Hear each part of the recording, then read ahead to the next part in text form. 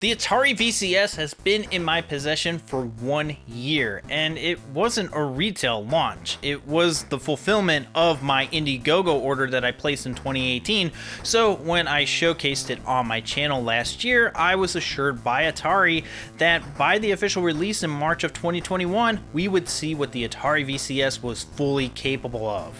And if this is it, I don't know what the future holds for the console. To get it out of the way first, yes, I do like my Atari VCS. It looks fantastic on my credenza next to my PlayStation 5 and Xbox Series X, and it's a functional piece of hardware, but I just don't have a lot of use for it. But to me, the Atari VCS has always been a novelty. From the very start of the Indiegogo campaign, the expectations that I had for this system were pretty low. Atari was very clear on what people would be getting in terms of power and software on this system, but some people just thought that the Atari VCS would offer a gaming experience on par with the big three. And I'm not really sure where they got that from. Maybe it's because gaming YouTube likes to compare these types of machines to the major companies. Tech YouTube was a little bit more receptive of the Atari VCS, but at the end of the day, I personally assumed that if Atari failed to deliver a gaming OS, I would at least have a stylish mid-level PC to use on my television set. And since December of 2020, I've expanded the RAM from 8GB to 32GB, which is actually overkill, and I added a 500GB SSD drive. And I haven't done really all that much to it since.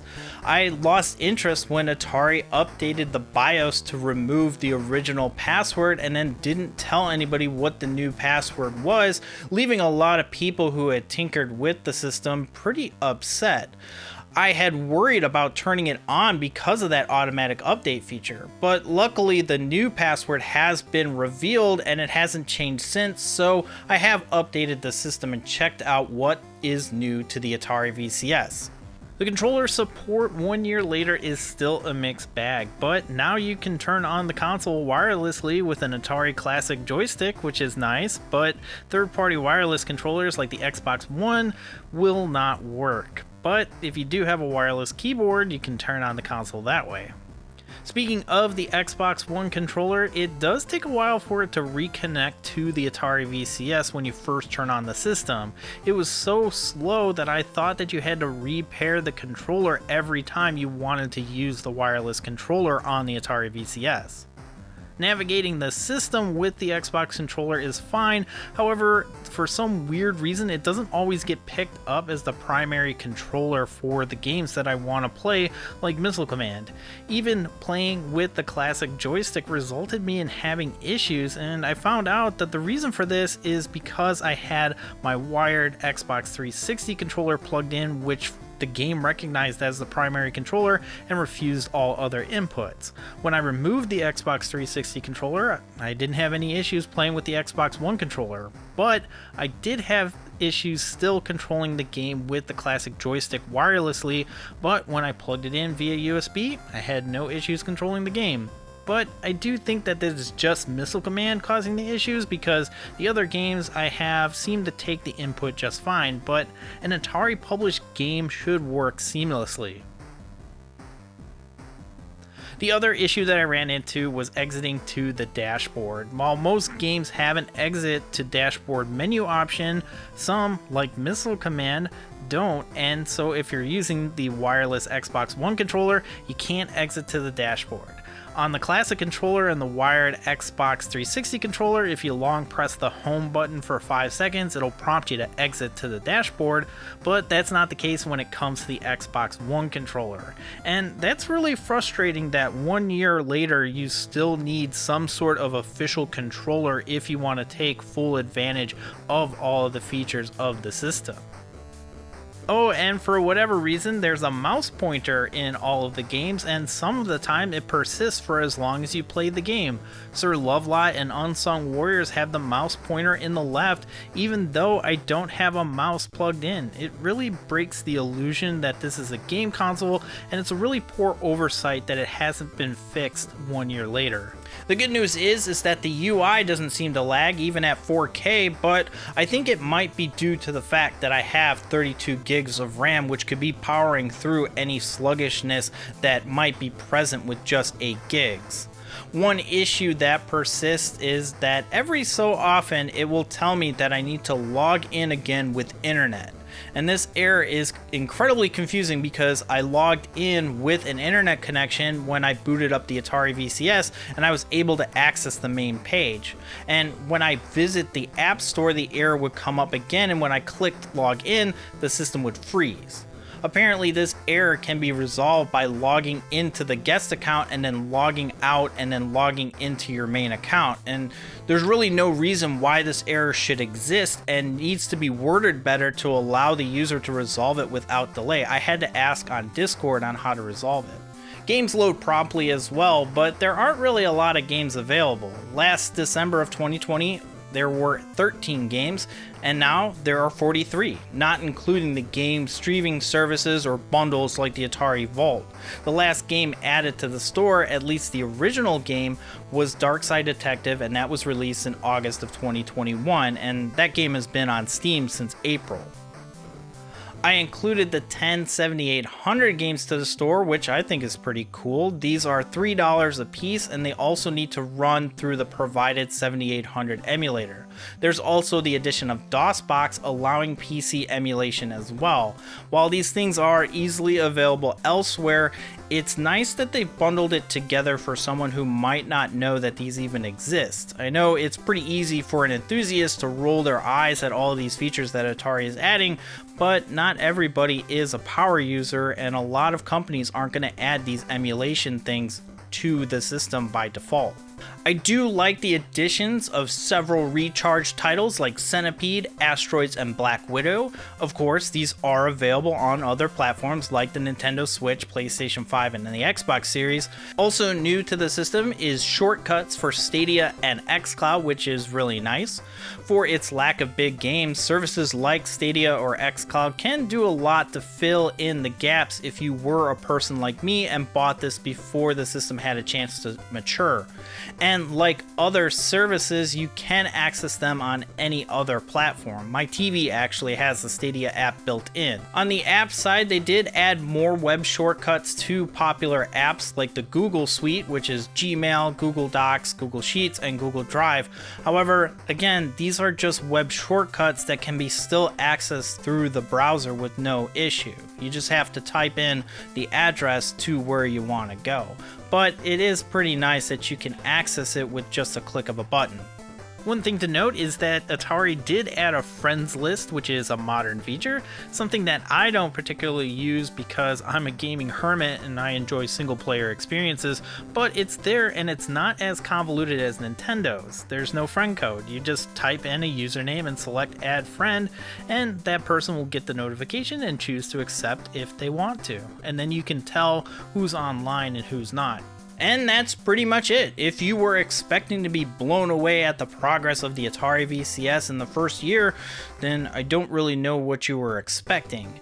There's not a lot that sets the Atari VCS from other computers that you're probably using right now. That's not to say that the Atari VCS is a scam, it's just that you could probably find something a bit more powerful for around the same amount of money. Just a quick cursory glance on Amazon, and there are some decent mini PCs with more storage space for around the same amount of money as an all-in bundle for the Atari VCS. When you add an Xbox Series controller for $60 to $70, you pretty much have a great gaming system, especially with Windows pre-installed, which in my opinion is a better gaming experience out of the box. And as time goes on, the specs of the Atari VCS will remain the same, while each year these other mini PCs will get more and more powerful. The Ryzen 1606G is already a couple of years old at this point. One thing that I didn't mention in my previous video is that Atari used to make computers in tandem with their gaming consoles, but that's not really their legacy in the United States.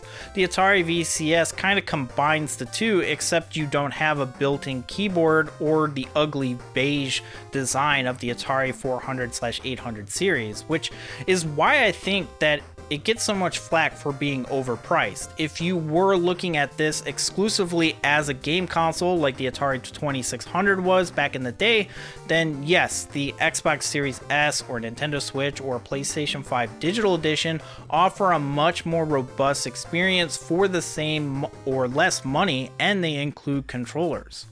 The Xbox Series S is more appealing when you consider you can turn it into a powerful retro machine with minimal technical know-how. While the Atari VCS goes for $400 new, if you are looking around, you will be able to find an Atari VCS all-in bundle for significantly less money and, in my opinion, a bit more reasonable. GameStop had an all-in Onyx bundle for $279, and the all-in bundle includes the system and 2 controllers, the classic joystick and modern controller. Microcenter had the bundle available for $250 for a while, but on both sites they've gone back up to $399.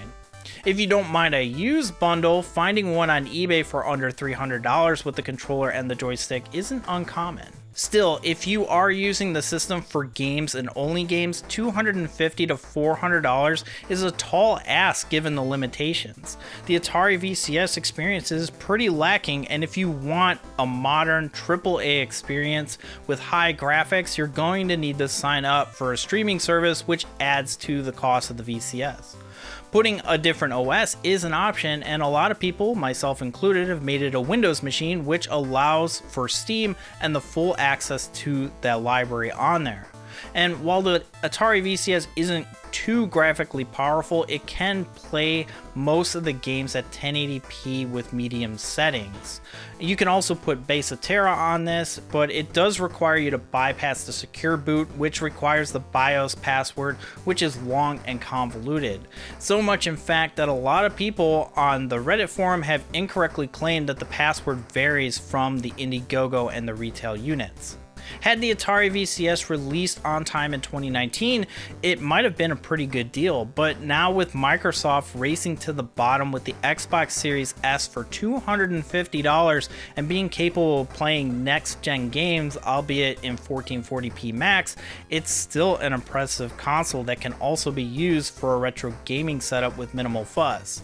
There are also DIY retro gaming options such as the Raspberry Pi 400, which comes with a keyboard and mouse for $100, or if you want a more accurate emulation, you can invest in the Mister project for around the same price as the Atari VCS, and almost every device that was made up until the mid-90s, including computers and arcade cabinets, are at your fingertips.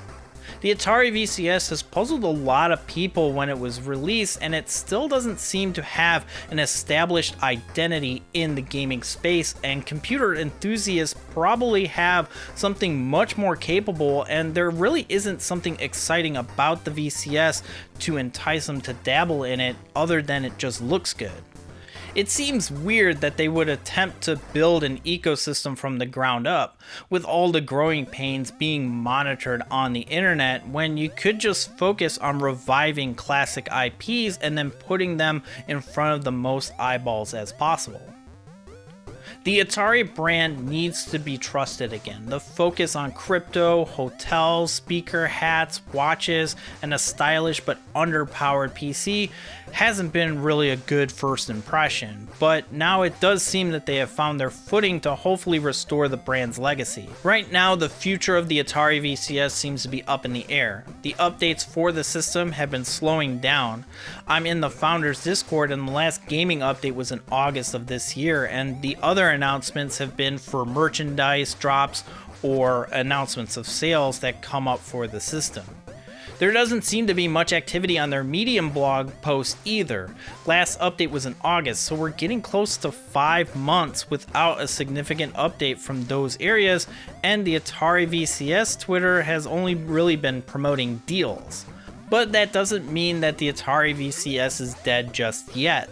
The Atari COO promised to support the Atari VCS in the future, and in their earnings call, they appear to be committed to supporting the Atari VCS to at least 2022, so I guess we'll see what they have in store for this year.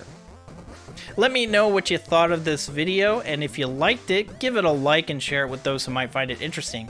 And if you're new here, I also talk about video game price trends called Retronomics, so if that's something that you're interested in, consider subscribing for future content. You can follow me on Twitter and Instagram at snicktendo.